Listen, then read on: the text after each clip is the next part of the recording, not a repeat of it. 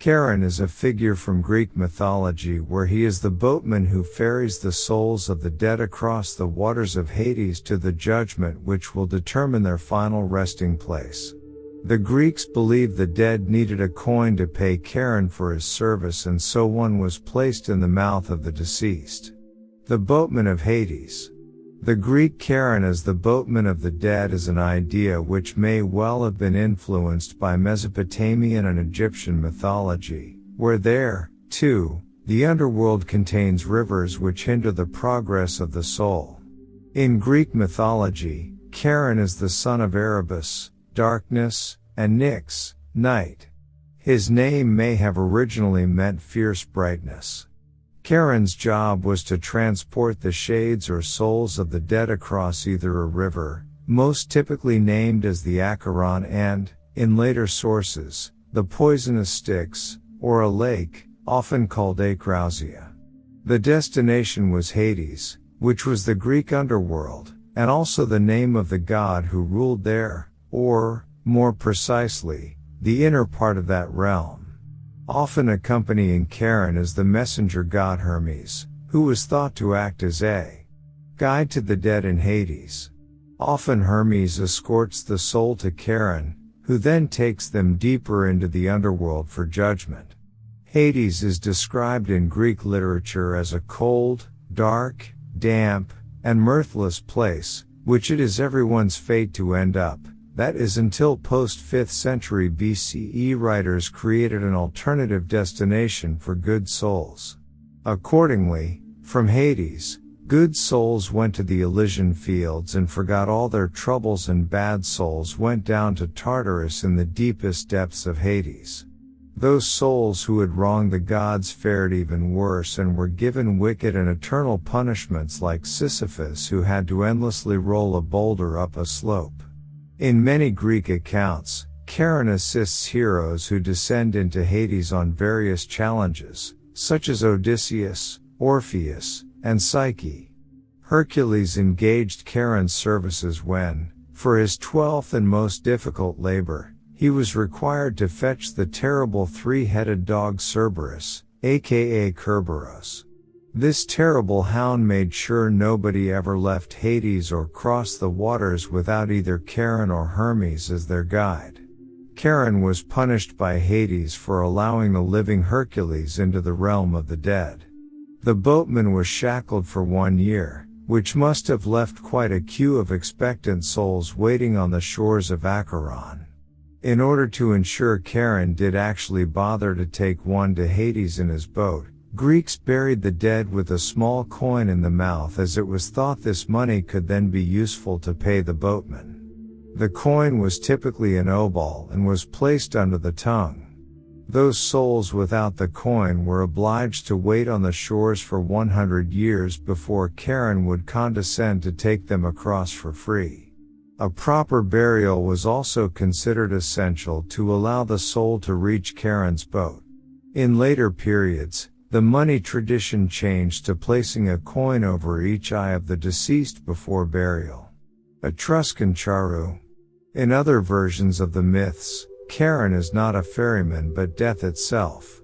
The Etruscans in central Italy, 8th–3rd century BCE, had a very similar figure to this version, although there are some differences. Etruscan Charu, or Charon, is also a ferryman for the dead, but in Etruscan art, he carries a hammer or torch, and he frequently has a hooked nose.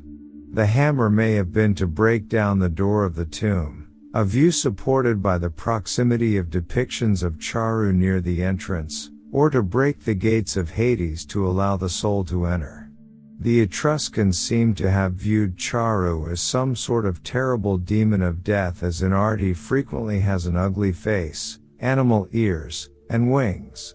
Etruscan Charu was one of several demons with the same role, and Charu himself may have had several aspects. Charon in ancient art and literature. Charon first appears in Greek literature in the epic poem Minyas, which perhaps dates to the 6th century BCE. He features in several plays of ancient Greek theater, notably the 405 BCE Frogs, a Greek comedy play by Aristophanes, where Dionysus visits Hades to judge a poetry competition. The figure continued to be popular in the Roman period and appears, for example, in book Virgin Islands of the Aeneid by Virgil and in the dialogues of Lucian. Virgil describes Charon as having blazing eyes, and this description proved a popular one with later authors and artists. The earliest known visual representations of Charon appear on Greek black figure pottery dating to around 500 BCE. The figure of Charon remained popular on many types of Greek pottery, particularly vessels buried with the dead such as the lekythoi, sing, lekythos.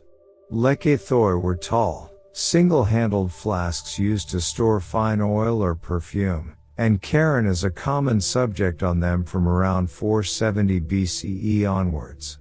A fine example of the latter with a typical white slip background to the scene dates to circa 450 BCE and is now in the Metropolitan Museum of Art in New York.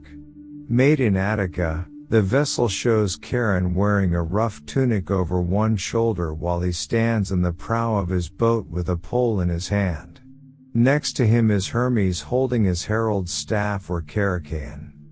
Charon often wears a brimless cap like a laborer's, but sometimes he is shown with white hair. He might often be propelling his boat using a long pole or steering oar.